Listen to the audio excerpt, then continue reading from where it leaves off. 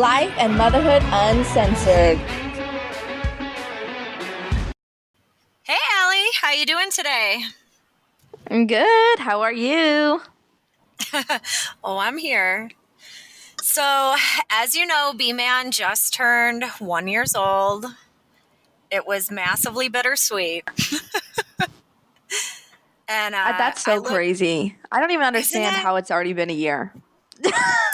It has gone so friggin' quick. Anyways, I'm looking at my husband and I remind him that we're old. And it's like, hey, if we want to have another kid, we really need to start thinking about it because, again, we're old. And all that I could remember in that second is how much pregnancy sucks. Absolutely. Do you remember how it felt to be pregnant? I was sick the entire time. Like from the moment I found out. I felt like we were fed this lie.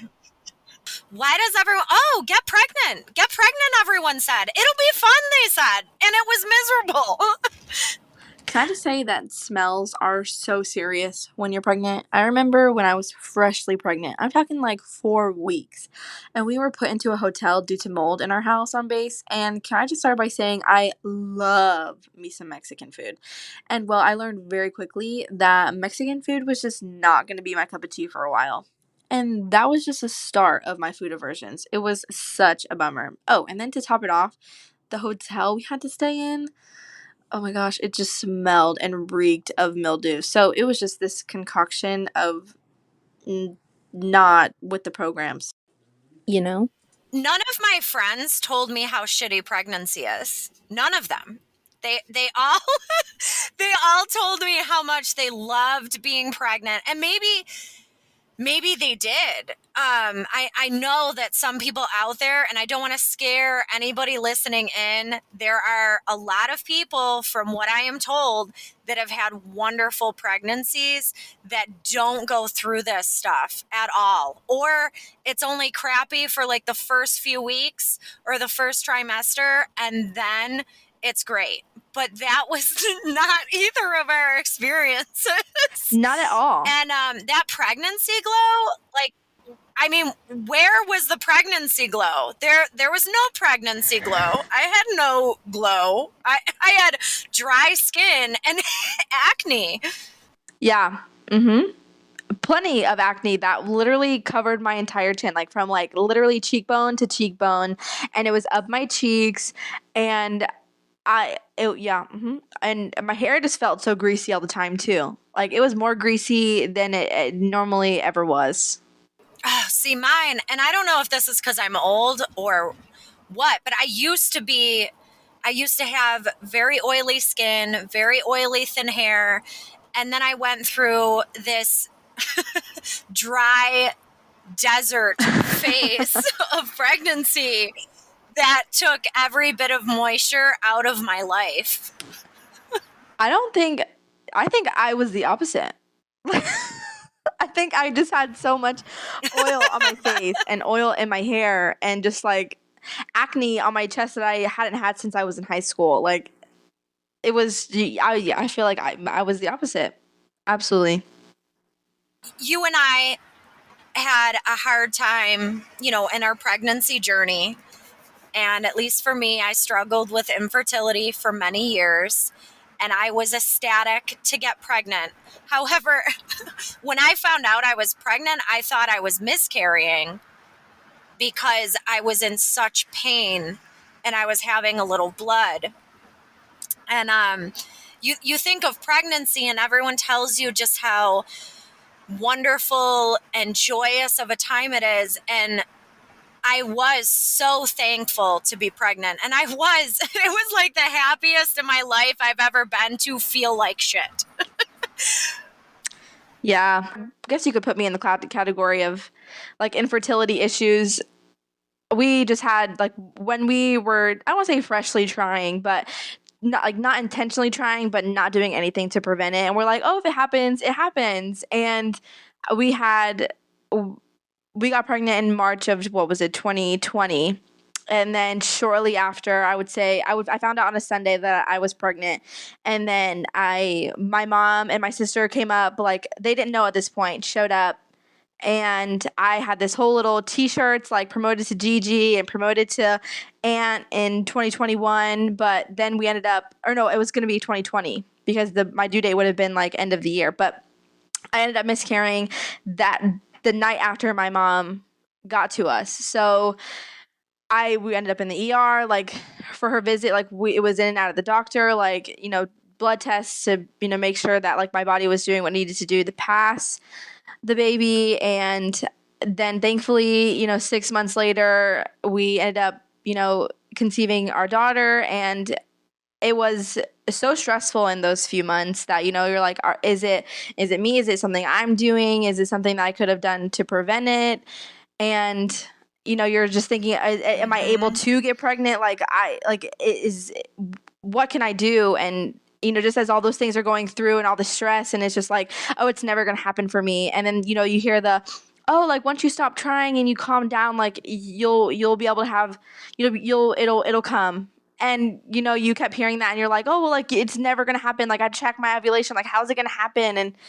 And so just as like we started to die out, and I was like, if I don't start getting with the program, I am going to downward spiral. And I sure as shit was. And I was just crying like all the time. And then I finally was just like, let's focus on work. And then that's when I got pregnant that September of 2020, and then had her June 2021. So it was definitely stressful. Rainbow baby. Yeah. Yes, it was quite the story. Yes, I think it's very brave of you to talk about it. Yeah. And I think not enough people talk about it, about the struggles. And I mean, now, granted, I do have some friends that planned they wanted to be pregnant and got pregnant and everything was great. But I also have a lot of other friends that went through either infertility or miscarriages. And in my case, I have PCOS, which and I do not ovulate regularly. One of my ovaries have a ton of cysts on them, and the other one has just a few. And it has been a long road. I was thrilled, and I am so happy to have gone through that experience. But I feel like we need to be real as a society that although pregnancy is amazing and your body's incredible, and for some people it might be that beautiful, wonderful joy that we see on TV after that, first trimester of hell. But for other people, and it's common that people do not have wonderful pregnancies, and that's okay too. And it doesn't diminish what we go through or the wonderfulness of the end result of that beautiful baby that we get.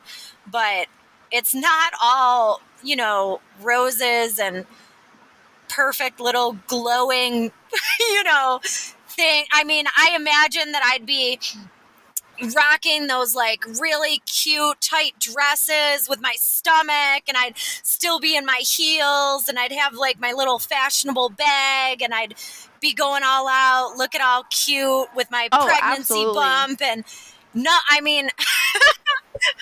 hair done, makeup done, just like the shit you see. Yes, that was going to be me. That was going to be me. And then I got pregnant and miserable and felt like crap. I mean, it felt like crap.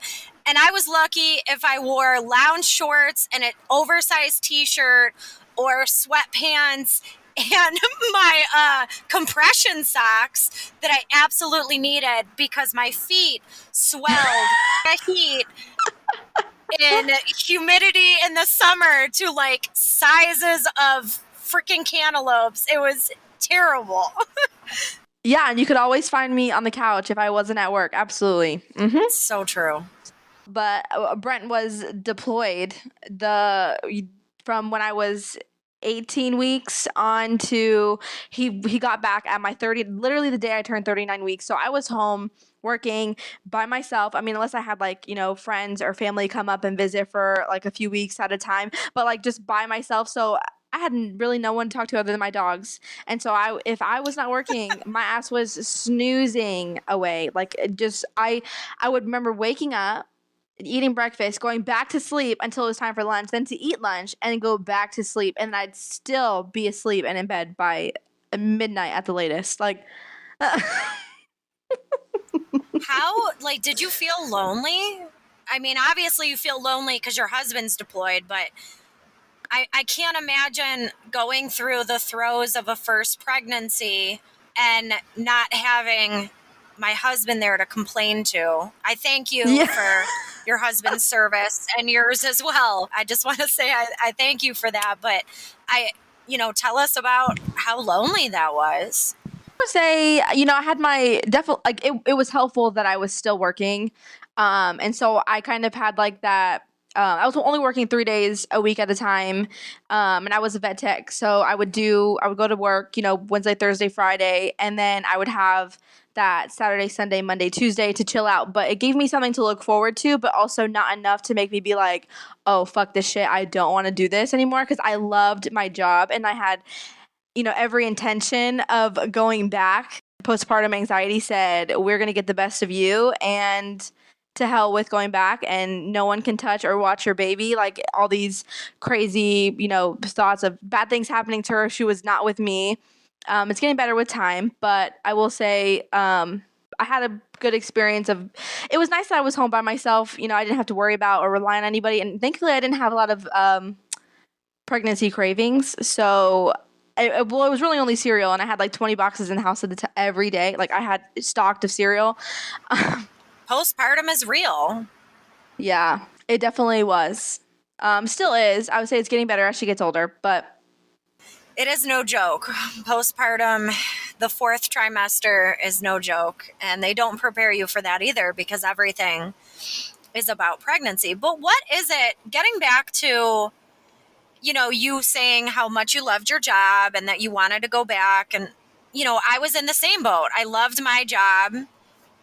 I mean, you have to be careful about how you tell your work.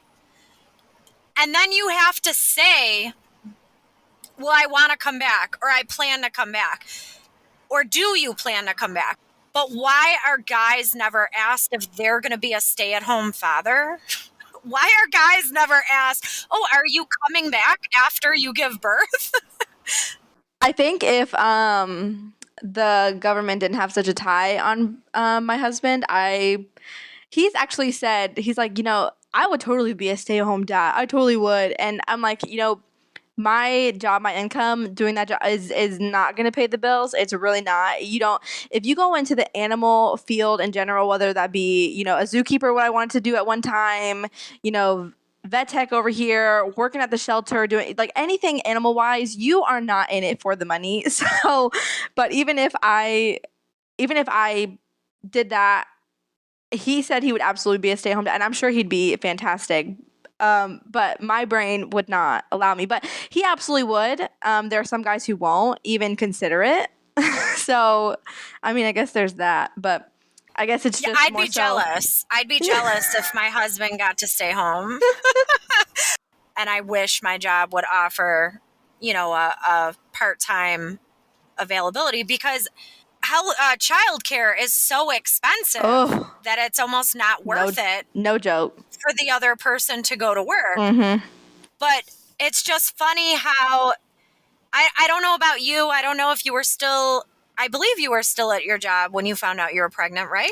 Yes, I worked through my whole pregnancy. I worked up until I was 37 weeks. And then, because I was like, oh, she's going to come at any time. And I am not about to have my water break at work. So yeah, I worked for the whole time. Was it stressful to have to tell your boss, or did you guys have a great relationship where it was kind of easy to just say, hey, I'm going to be giving birth? It really wasn't I'm one of those people who my family's first and my job is second. I'm replaceable at any moment at my job. So if you don't like it, and my employer, you don't like it, I don't really give a shit. I'm jumping ship. So it wasn't really a debate, and I guess I wouldn't say I was nervous telling him, just more so like, here are the cards that you are being dealt. If you don't like them, I don't care. And if you do, great. I still did my job to my fullest. I still did my job and all my duties. Obviously, as I got bigger, because I hands-on, working with animals, and obviously my belly started to get in the way of holding dogs for the exams, or I couldn't really participate in like monitoring surgeries anymore because of, the gas. I wasn't allowed to be around that. So whenever surgeries were taking place in the back, I was up at the front working the desk, or, I was doing my lunch break or working in the back doing other things, cleaning up stuff. But as I got bigger, my roles started to change, and it was more like paperwork, front desk, or like, running, blood work, or doing like, urinalysis, or doing like a fecal test, or, anything like that. But I was doing more so of those, or drawing up vaccines versus hands-on holding for exams and stuff. But I mean, like I said, he didn't really have an option. It was here you go, have a great day. What you do with that information is up to you. If you decide to let me go. Did he have a good response? He was not, I wouldn't say he was the best boss. He was an older gentleman, and it was just more so of, okay, great. And I said goodbye, walked out of the office. That was my response. Yeah. The response I got was okay. As you know, I work in a male-dominated field. Every female before me, aside from one, has actually left their job after giving birth. And there's only one other female at my office that has kids and does what I do. And I get it. Like, the demands of my job are great, and I understand that. But I can do both. I can be a great mother, and I can be a great worker. And I didn't see him for several months, so he didn't get told till I was about 5 months pregnant. And it wasn't something that I wanted to put in an email. And until I actually saw him, I didn't want to say anything. So when I saw him, I went in and I said, hey, by the way, I'm pregnant. And I appreciate my role here. I want to continue that role. My work is important to me, and I will be back after I give birth. And left it at that, and his response was okay. Yeah, he's like, sure thing. He's like, there was sure. No congratulations. There was just okay. And it could have gone worse. I mean, and I will say my job was excellent with giving time off, giving me a recovery period. I was very fortunate to get more time than other people get in America, because we know that our postpartum care in America absolutely is atrocious and needs to change. And the fact that some people get no time off or have to go back to work within weeks, or even the standard 6 to 8 weeks, is terrible. And I at least did get 3 months paid. And then I got the option of months after that unpaid. And that's sad that we have to do that in America. So I don't want to bash my job. They've done an excellent job at, giving me what I need. But God, do I wish I lived in Canada and could get a year to be with my child. Like, they don't. Yes. They don't take into account not only the physical recovery, but also the mental sphere that happens after you give birth, and the postpartum issues. And even if you don't have postpartum issues, your hormones are still out of whack because your body is trying to regulate you back to where you were. And then to just say, oh, hey, now it's time for you to go back to work, just leave your child. And then you have that stress of, oh my gosh, who's caring for my child? Is my child safe? Am I a bad mother? And then the mother guilt comes in, and, employers don't want to hear about it because they don't want to hear, oh, well, they're not going to be 100% at work. Right. And then, but not even to just meant like just the hormones, like going back to that, like if you're breastfeeding, you're still not even back to yourself because of the hormones you have with breastfeeding still. So then it's like, are you really back to where you should have been or like where you were prior? Like you're not. And there's no consideration of those things.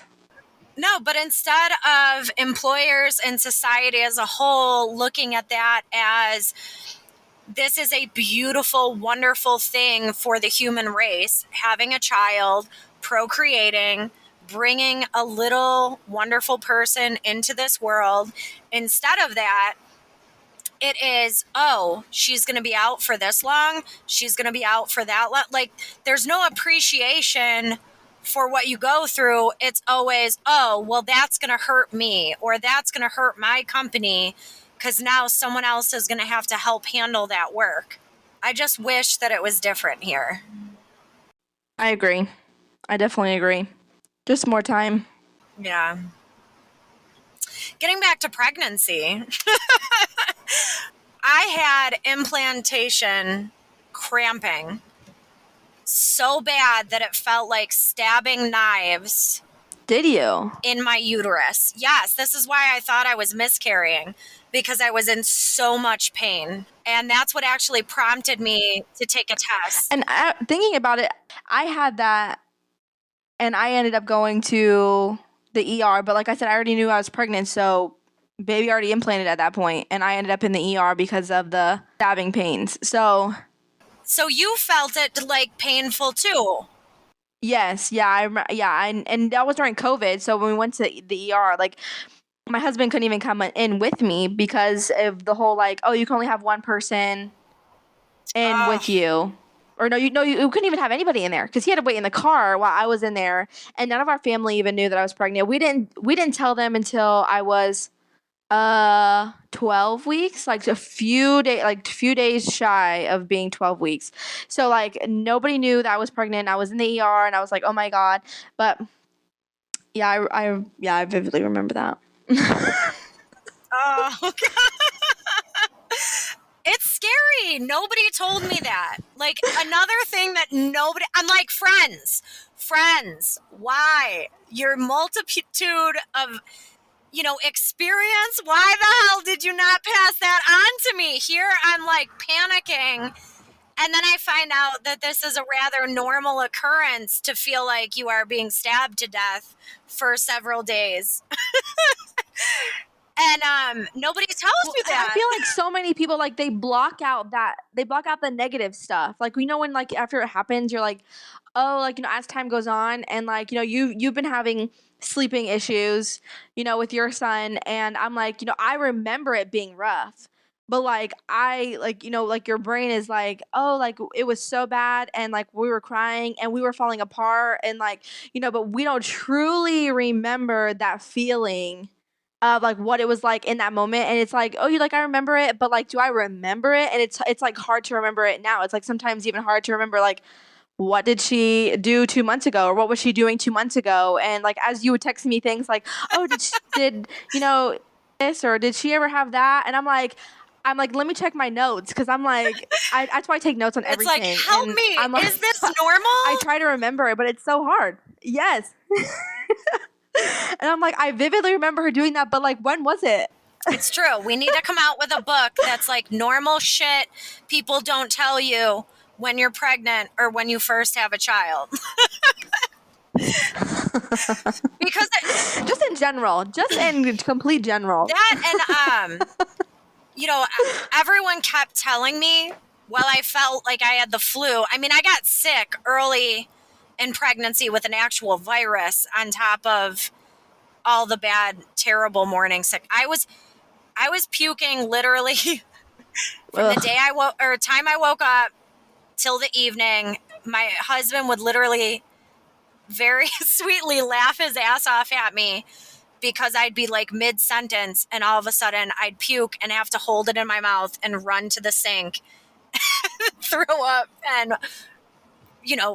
get the water down the sink. And he would just, laugh at me in a very supportive, loving manner.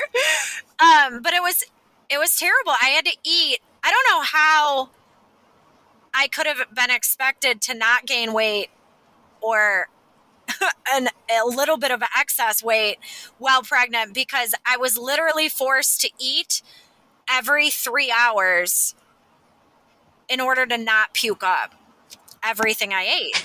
And for people, And even then eating and snacking, it yeah, still you'd wasn't still do enough. it. Yep. Or you just sit around like on the verge of puking all day. And then you can't take anything.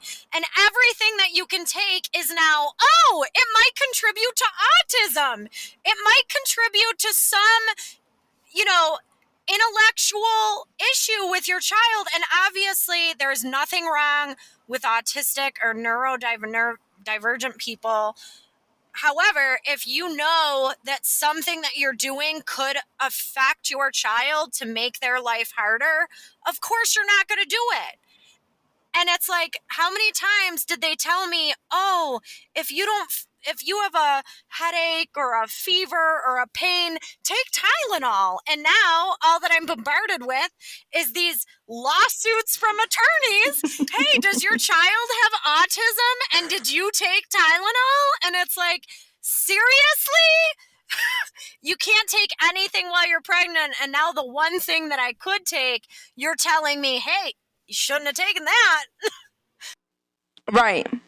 Yeah, I definitely find myself leaning more towards like the crunchy side of mom life, like doing things like, oh, if I have a headache, I'm not grabbing the Tylenol, I'm going to grab some essential oil and smell that for a second, or I'm gonna drink 6 gallons of water to Yes. try and see if that's the issue before I go grab the Tylenol. And I was always like that even while I was pregnant, but I definitely find myself doing it more with like even just like household things. Like I just made ourselves some like laundry detergent, and it's supposed to last us like 6 months, and it's like non-toxic and whatever else. And I definitely am like, oh, like now silicone stuff and like not.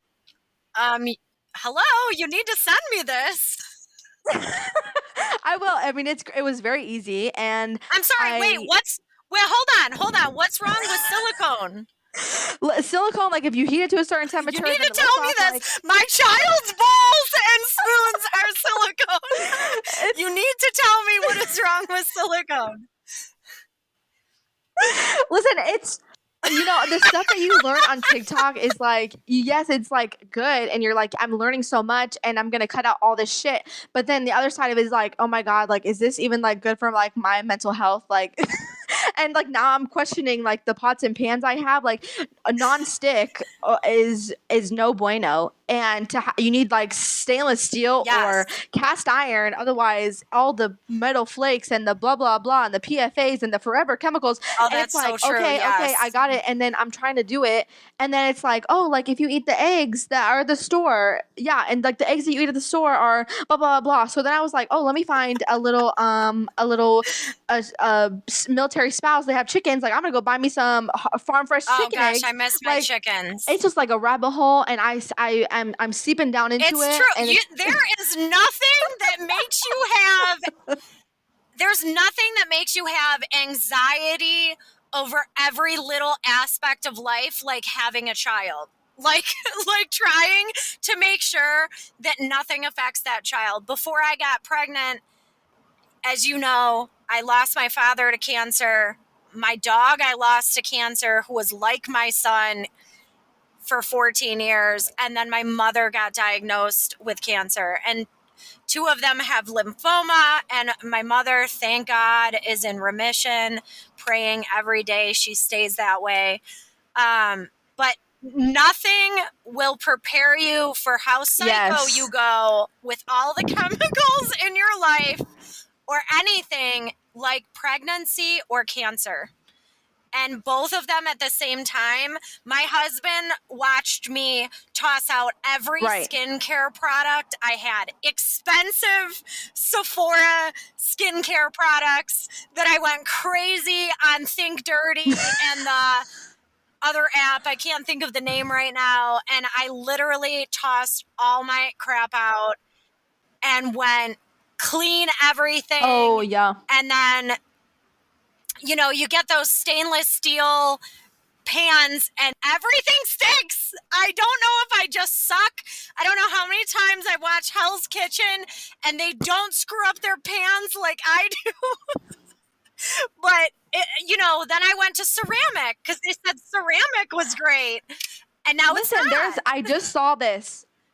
Well, I did see on stainless steel, like if you have to let it heat up to a certain, like let it heat up first, and then you take a drop of water, and if the water evaporates into the pan, it's not ready. If the water bounces around like a little bead, then your pan is ready for food. So try that next time. I saw that. I Okay. watched that tip, and see if that helps. See if that helps. I will try that. Now, getting back to silicone, if I don't ever put his silicone stuff in the dishwasher or in the microwave for more than 10 seconds, am I safe? Do I need to throw this out? Like, bamboo can get moldy. And what am I saying? I should just went with steel. Yeah. Why didn't I just go with steel? Yeah. I thought he'd poke his freaking eye out. Yeah, I don't know what the rules are. I mean, we haven't thrown our silicone away. I think I'm just like not ready I feel like if I deep dive and then I'm like going to get in a bigger rabbit hole. So I'm like I have what I have. I don't put it in the microwave. And if I do, like it's just like to heat up like 5 seconds of whatever I need to heat up real quick, but normally I put it like on a No, I'm never going to put it in the microwave again. That's it. Final straw. It's never going back. It's just not going to happen. Never going back. No, it's not. Yeah, I mean, but that's okay. I mean, and I'm gonna be like, you can't microwave it anymore. I mean, what are you gonna do? I mean, it's like I said, like a rabbit hole, and like you get sucked in, and it's it's for the benefit in general. But then you're like, how much more of my mental health am I gonna sacrifice to get to where I need to be for me to be happy? Yeah. It's so true. So on that note, we're going to end this for today and pick up next week. Is there anything else you'd like to add? That is it. I will say if you enjoyed today, then this is just the tip of the iceberg.